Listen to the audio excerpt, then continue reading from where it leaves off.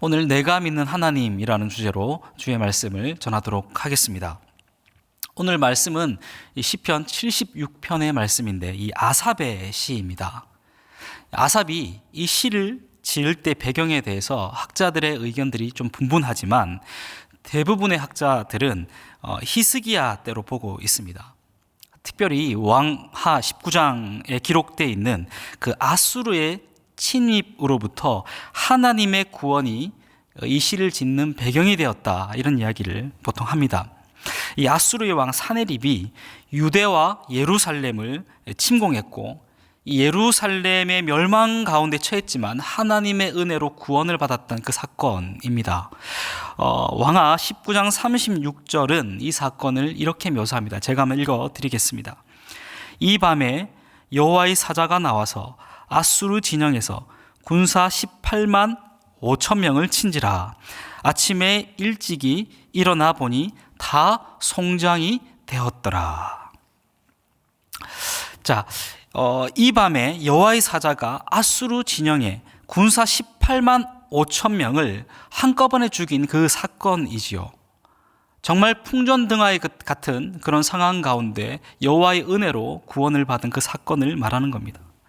시편 76편 이 아삽의 시는 이 사건 이후 여호와를 찬양하기 위해 지은 노래입니다. 이 시가 후대의 사람들에 의해서 시편으로 편집이 됩니다.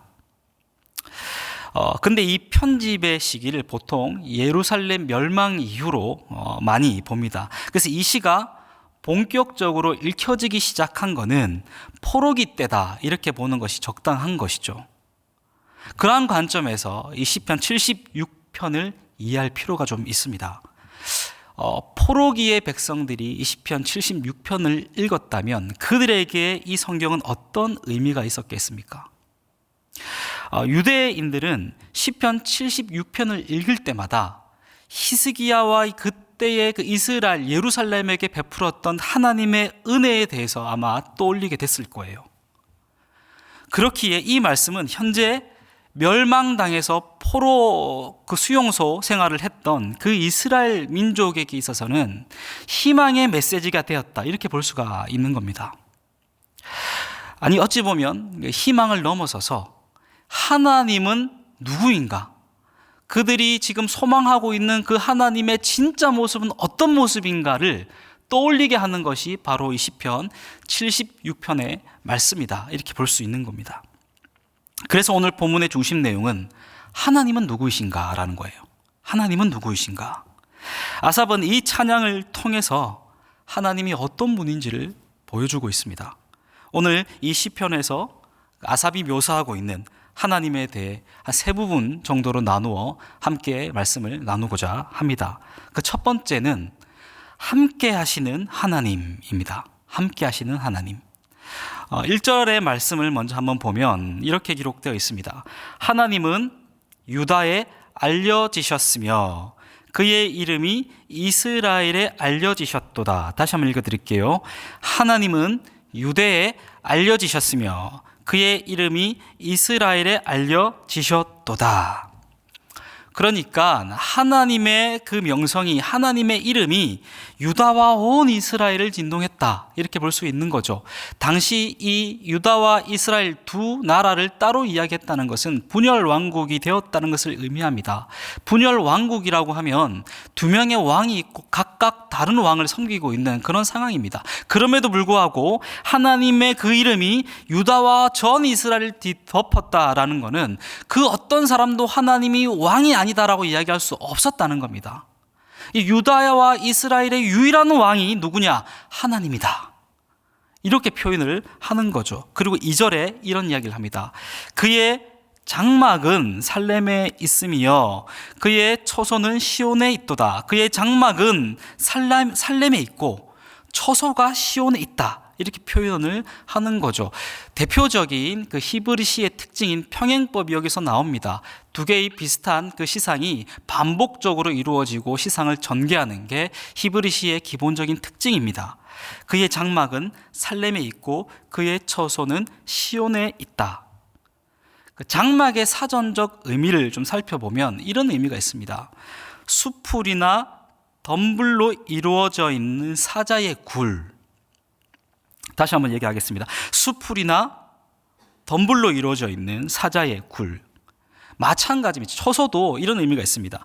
동물들의 숨겨진 굴이라는 의미가 있는 거예요. 그러니까 장막이 사자가 거하는 곳이라면 장막에 거하는 하나님은 사자로 묘사가 되고 있는 거죠. 하나님을 사자로 묘사하고 있는 겁니다. 그 장막이 어디에 있습니까? 살렘에 있다. 이렇게 성경은 기록합니다. 장막이 살렘에 있으며, 이 살렘이라고 하면 이스라엘이 국가로 형성되기 전 그 멜기세덱 왕, 아마 여러분 기억하실 겁니다. 아브라함에게 축복을 했던 그 멜기세덱 왕의 도읍지가 바로 살렘이라는 곳이에요. 이 살렘은 어떤 의미가 있냐면 평화라는 의미가 있습니다. 따라서 이 말씀을 좀 직역해 보면 그의 장막은 살렘에 있으며, 이 말씀이 이렇게 해석이 됩니다. 그의 굴이 평화롭게 있으며. 따라서 2장 2절의 말씀에서는 어떤 것을 묘사하고 있냐면 하나님이 시온의 처소에서 모든 걸 평정하고 평화롭게 앉아있는 사자처럼 형상화되어 있는 것이 이 2절 말씀에 포함되어서 보여주고 있는 겁니다. 근데 이 장막이라는 것에 또 다른 숨겨져 있는 의미가 하나 더 있는데, 장막을 일반적으로 이 유대인들이 딱 들었을 때 어떤 이미지를 떠올리냐면 성막이라는 이미지를 한 번 더 떠올리게 됩니다. 여러분, 성막은 어떤 곳입니까? 하나님이 임재하는 임재의 장소이죠. 이 마이클 모랄레스라는 학자는 좀 어려운 얘기인데요, 미시칸이 오헬 모이드가 되었다, 이런 표현을 합니다. 그게 어떤 의미가 있는 거냐면 단순히 하나님이 거하는 처소로서 성막이 존재했던 것이 아니라 확장해서 그 넘어서 하나님이 인간과 만나는, 교제하는 만남의 장막이 되었다, 이런 이야기를 하는 겁니다. 그러니까 하나님이 임재하는 그 만남의 장막이었던 그 하나님의 처소는 단순히 하나님이 존재하는 것으로 만족하는 것이 아니라 하나님이 인간과 만나고 교제하기 위한 그 만남의 장막으로서 의미가 있다는 거예요. 그래서 오늘 이 본문의 말씀을 종합적으로 보면 이런 의미가 됩니다. 모든 것을 평정한 사자와 같은 하나님이 시온에 거하시고 이스라엘 백성과 만남의 장막에서 교제하고 있는 그 형상이, 그 그림이, 그 내용이 묘사되고 있는 것이 2절의 말씀이다, 이렇게 볼 수가 있는 거예요. 그러면 오늘 이 말씀을 직접적으로 읽는 1차 독자인 그 히스기야 때를 희망하는 그 포로기를 살아가고 있는 이 이스라엘 백성에게는 오늘 이 말씀이 어떤 의미로 다가올 수 있겠습니까? 지금 그발 강가, 완전 황무지와 같은 그런 땅이죠. 그런 땅 가운데서 포로 수용소에서 고된 노동을 하고 있는 이들에게 이 2절의 말씀은 마치 꿈과도 같은 이야기입니다. 하나님이 함께 계시고 모든 것을 평정한 사자와 같은 하나님이 시온 위에서 그들 이스라엘과 함께 교제하고 있는 완전한 모습, 그게 바로 이스라엘이 꿈꾸고 있던, 특히 이 포로기에 이 어려운 시절을 보내고 있던 그 백성들에게 있어서는 마치 꿈과도 같은 그런 장면들이 묘사가 되고 있는 겁니다. 3절 보니까 이렇게 기록되어 있습니다. 거기에서 그가 화살과 방패와 칼과 전쟁을 없이 하셨도다. 모든 것을 평정한 하나님이 이스라엘과 함께 거하고 있습니다. 거기에는 더 이상 화살도 방패도 칼도 전쟁도 없습니다. 하나님 한 분만으로 충분한 거예요. 하나님 한 분이 계시면서 이스라엘이 꿈꿔왔던 그 모든 것들이 완성되는 장면들이 묘사되고 있는 겁니다. 이 모든 것은 장막에 거하며 이스라엘과 함께 하셨던 하나님이 계셨기 때문에 가능한 일이라는 거예요. 아삽은 함께 하시는 하나님에 대해서 노래합니다. 그분이 함께하는 것만으로도 그들이 소망했던 나라가 완성되는 거죠. 여기에 이 메시지가 존재하는 겁니다. 오늘 우리에게도 던져지는 그 메시지가 존재하는 거죠. 하나님이 함께 하심으로 모든 것이 완성된다는 거예요. 우리 인생의 진짜 가치도 여기에 있다고 성경은 선포하고 있는 겁니다. 세상은 화살과 방패와 칼을 준비하라고 합니다. 그래서 돈도 있어야 되고 스펙도 있어야 되고 직장도 있어야 되고 그게 내 무게가 되어 전쟁에서 이겨야지 평화를 쟁취할 수 있는 것처럼 이야기를 합니다. 근데 성경은 전혀 다른 이야기를 하고 있어요. 평화는 그렇게 주어지는 것이 아니라고 이야기를 합니다. 하나님과의 교제가 있는 삶, 하나님이 내 삶에 함께하는 삶, 그래서 내 인생이 하나님의 통치로 이끌려가는 삶, 그 삶에 진짜 평화가 있다고 성경은 이야기를 하고 있는 거예요. 사랑하는 우리 성도 여러분, 하나님이 우리와 함께합니다. 믿으십니까? 시인은 하나님 한 분으로 그분이 우리와 함께하심으로 완성되는 나라를 보여주고 있습니다. 그리스도인은 이미 그 나라를 유업으로 살고 있는 존재들입니다. 오늘 본문은 그것으로 충분하다고 이야기를 합니다. 오늘 본문의 말씀을 통해 하나님이 우리와 함께 하신다는 것, 그것이 얼마나 완전한 것인지를 묵상하는 저와 여러분이 되길 주님의 이름으로 소망합니다. 두 번째, 이 아삽이 묘사하고 있는 건 전능하신 하나님이에요. 4절을 한번 읽어드리도록 하겠습니다. 주는 약탈한 산에서 영화로우시며 존귀하시도다. 이 약탈한 산을 좀 더 직역을 해보면 사냥감이나 먹잇감이 있는 산, 이렇게 됩니다. 사냥감이나 먹잇감이 있는 산. 그러니까 세상에 아무리 강한 자라도 하나님 앞에서는 한낱 먹잇감에 불과하다라는 것을 묘사하고 있는 거죠. 5절을 보니까 이렇게 기록되어 있습니다. 마음이 강한 자도 가진 것을 빼앗기고 잠에 빠질 것이며 장사들도 모두 그들에게 도움을 줄 손을 만날 수 없도다. 이 글이 처음 쓰여졌던 아수르가 침공했던 그 히스기야 시대로 한번 돌아가 봅시다. 18만 5천 명이나 되는 대군이 예루살렘을 에워쌉니다. 그때 당시 여러 문헌들을 좀 살펴보면 예루살렘에 살고 있는 인구가 고작 2만 명에서 3만 명 정도밖에 되지 않습니다.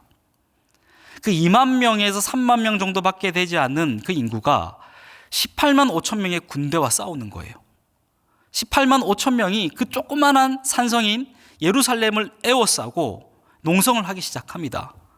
그들은 목숨이 정말 풍전등화 가운데 이게 놓여져 있는 거죠. 이 니느웨라는 아수르의 수도는 고대 도시로 어마어마하게 컸던 도시예요. 예루살렘과는 비교가 안 됩니다. 그 규모 면에서 비교가 안 되는 겁니다. 아수르가 침공할 때 그것을 막아섰던 나라들이 없습니다. 모두 다 그 앞에 다 멸망했어요. 예루살렘도 마찬가지입니다. 아수르가 보기에 그들은 메뚜기와 같은 존재들입니다. 아무것도 아닌 존재라는 거죠. 그런데 하나님이 어떻게 하십니까? 18만 5천 명을 하나님의 숨결 한 번으로 다 몰살을 시킵니다. 그게 바로 하나님이라는 거예요. 아무리 강한 자라도 하나님 앞에서는 잠이 든다라고 오늘 성경은 묘사하고 있습니다. 뺏기고 잠이 든다. 그 어떤 힘센 자들로 손을 쓸 수 없을 만큼 무력해진다, 이런 의미가 되는 거죠. 6절을 보니까 이렇게 기록되어 있습니다. 야곱의 하나님이여, 주께서 꾸짖으심에 병거와 말이 다 깊이 잠들었나이다. 전사들이 힘을 쓰지 못하고 무력해진 것처럼 그들이 사용하는 말과 전차도 다 무력해졌다, 이런 의미가 되는 거죠. 깊이 잠들었다는 게 죽음을 의미하는 게 아니라 그들이 자각하지 못할 정도로 깊은 숙면 상태를 묘사하는 거예요. 이걸 다르게 얘기를 하면 그들이 미처 깨닫지도 못할 그 상황 가운데서 무력해졌다라는 시인의 아주 독특한 그런 표현이 되는 거죠. 그럼 4절부터 6절까지 시인은 뭘 표현하고 있는 겁니까? 하나님의 어떤 부분요? 전지전능함. 하나님의 전능하심을 표현하고 있는 겁니다. 하나님은 못하실 것이 없는 분이라는 거죠. 그게 바로 시인의 고백입니다. 이스라엘 백성도 마찬가지지만 우리도 때때로는 하나님을 시험할 때가 있습니다. 나에게 시험이 닥쳐오거나 어려운 일이 닥쳐왔을 때, 내가 할 수 없어 보이는 그 일이 다가왔을 때 우리는 어떤 착각을 하냐면 하나님도 이건 할 수 없어 라고 착각을 합니다. 세상에 강한 것이 너무도 강해 보일 때 우리는 어떻게 기도하냐면 이거는 기도해도 하나님 도와줄 수 없어요 라고 기도합니다. 내 자존감이 다 무너지고 하나님이 어떤 도움도 나에게 줄 수 없다고 생각이 들 때 우리는 하나님을 불신하기 시작하는 거예요. 사실 이건 자존감의 문제가 아니라 그냥 하나님을 불신하는 겁니다. 하나님은 능치 못함이 없습니다. 그게 하나님의 전능하심이에요. 우리가 하나님을 믿는다는 것, 내 가운데 믿음이 있다는 것은 하나님의 전능하심을 믿는다는 의미입니다. 하나님이 나와 함께 하신다면 우리 인생 가운데 불가능한 것은 없습니다. 내 인생 가운데 불가능한 것은 없다. 그게 하나님의 전능하심을 믿는 거예요. 분명 우리에게 불가능한 것은 있습니다. 근데 그것은 하나님이 허용하지 않으심만이 존재하는 거지 우리가 할 수 없어서 하나님이 능력이 없어서 못하는 것은 아니라는 겁니다. 사랑하는 성도 여러분, 오늘 이 시인의 고백을 기억하기를 바랍니다. 하나님은 전능하신 분입니다. 아삽의 이러한 고백이 우리의 고백이 되기를 소망합니다. 마지막 세 번째는 구원과 심판의 하나님을 시인은 묘사하고 있습니다. 7절에서 시인은 하나님이 어떤 분인지를 고백하는데 이런 고백입니다. 당신은 두려운 분인데 당신이 분노하실 때에 누가 당신 앞에 설 수 있겠습니까? 당신은 두려운 분인데 당신이 분노하실 때 누가 당신 앞에 설 수 있겠습니까? 근데 이 두려움은 세상의 어떤 폭력적인 두려움이 아닙니다. 어제 기사를 보니까 러시아가 우크라이나를 침공했다는 기사를 봤습니다. 이 우크라이나 이 국민들이 이 아이부터 이 할머니, 할아버지까지 총을 들고 러시아군에 맞서기 위해서 두려운 마음을 가지고 이제 대적한다, 이런 기사를 제가 본 적이 있는데 그들 마음 건데 얼마나 두려움이 가득하겠습니까? 러시아의 그 강력한 힘 앞에 두려울 수밖에 없는 거죠. 근데 오늘 이 하나님의 두려움은 그런 두려움이 절대 아니라는 겁니다. 그런 폭력적인 두려움을 묘사하고 있는 게 아니라 그런 두려움과는 종류가 다른 존경과 위험에 압도된 상태를 이야기합니다.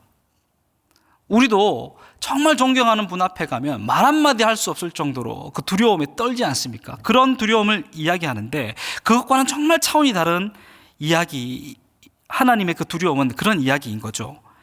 오늘 성경에서는 어떻게 이야기하고 있냐면 땅도 두려워 고요한 상태가 되었다, 이렇게 얘기를 합니다. 그분이 얼마나 두려운지 땅도 두려워해서 고요한 상태가 되었다.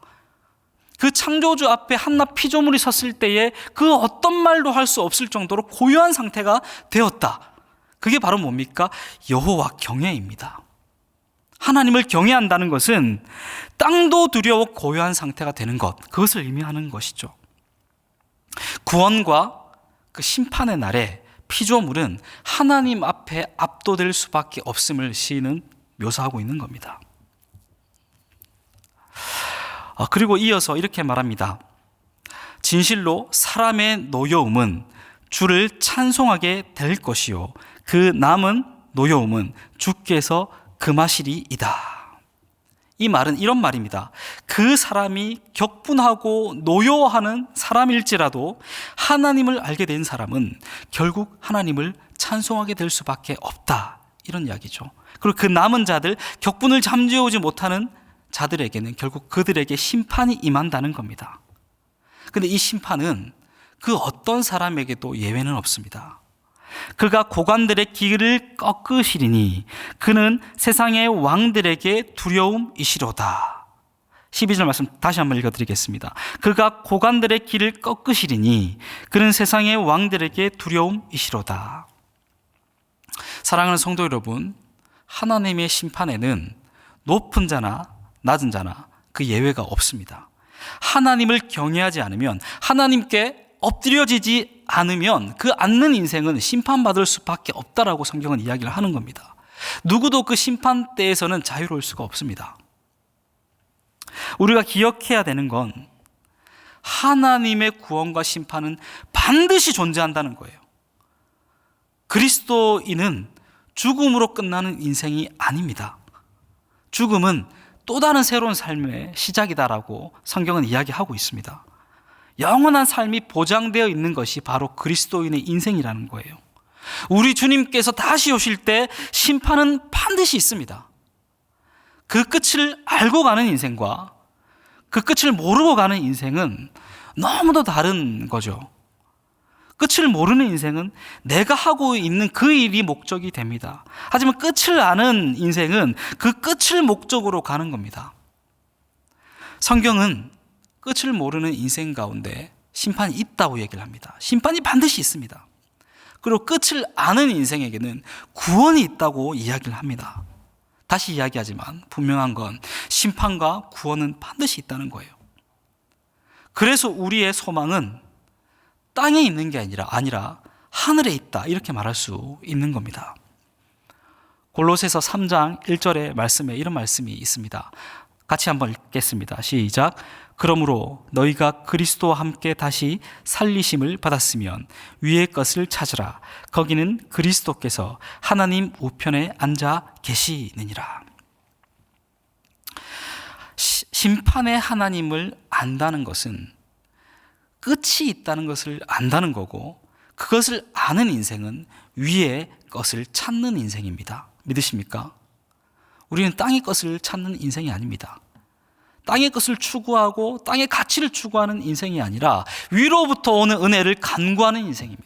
그래서 위의 것을 찾는 인생, 그게 바로 그리스도인의 인생 끝을 아는 그 인생이 살아가는 삶의 태도와 양식이라는 거예요. 위로부터 오는 은혜를 사모하는 저와 여러분이 되길 주님의 이름으로 소망합니다. 말씀을 맺도록 하겠습니다. 시편 76편은 하나님이 어떤 분인지를 보여주고 있습니다. 시인은 우리와 함께 하시는 하나님, 전능하신 하나님, 심판을 통해 우리를 구원하시는 하나님에 대한 모습을 그려내고 있습니다. 오늘 하루 이 시편을 바라보시면서 나에게 어떠한 분이신지, 하나님이 나에게 어떠한 분이신지를 묵상하고 또한 하나님의 역사함을 경험하는 하루 되기를 주님의 이름으로 소망합니다. 이 시간 우리 함께 기도하도록 하겠습니다.